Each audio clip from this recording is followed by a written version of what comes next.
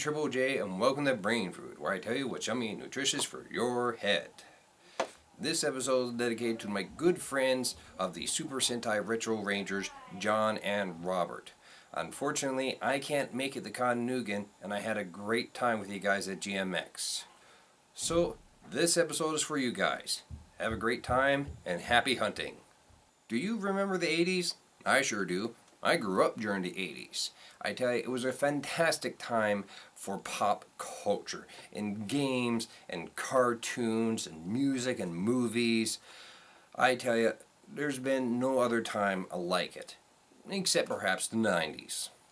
Now, one of the things that you had to have in order to really have had it made during the 80s was the good old Nintendo, that classic 8-bit NES gaming system.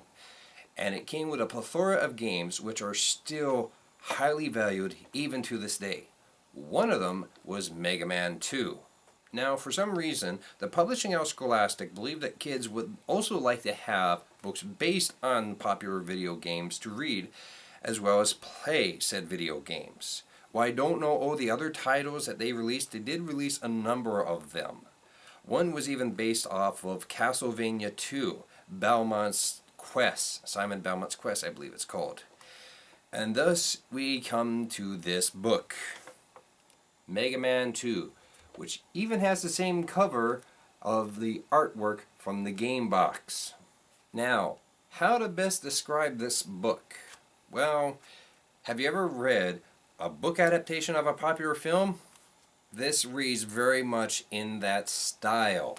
In fact, just to give you a hint of things to come, within the first page here, it reads, "This book is not authorized, sponsored, or endorsed by Nintendo of America Incorporated." Not the best sign.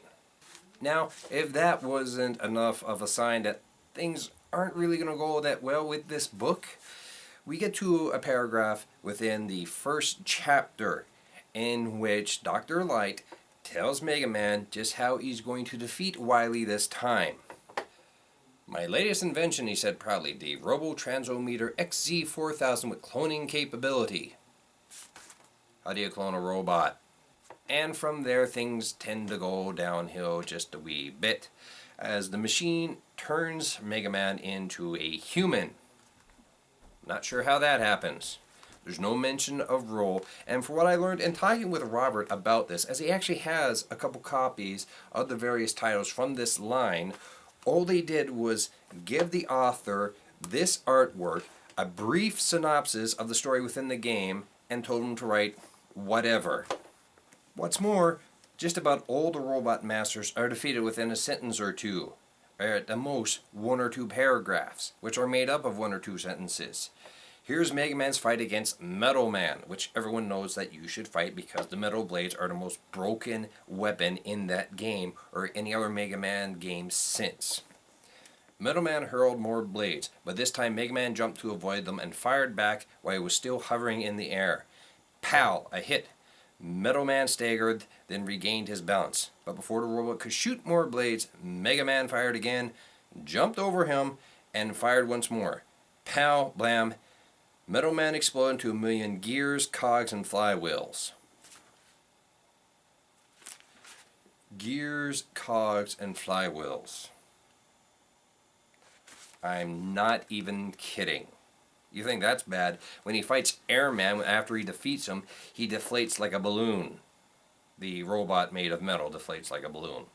The other thing about this book was that it actually gave game hints for how to, well, defeat Mega Man 2, the game. And it came in a super secret code, which is printed at the end of a chapter where he defeats one of the metal robots.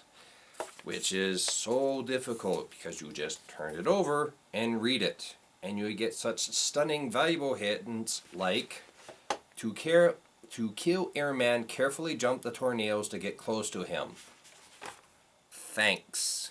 Now, at the end of the book, we actually get a nice recommendation of other books from FX9, including I, Robot by Isaac Asimov, How to Eat Fried Worms by Thomas Rockwell.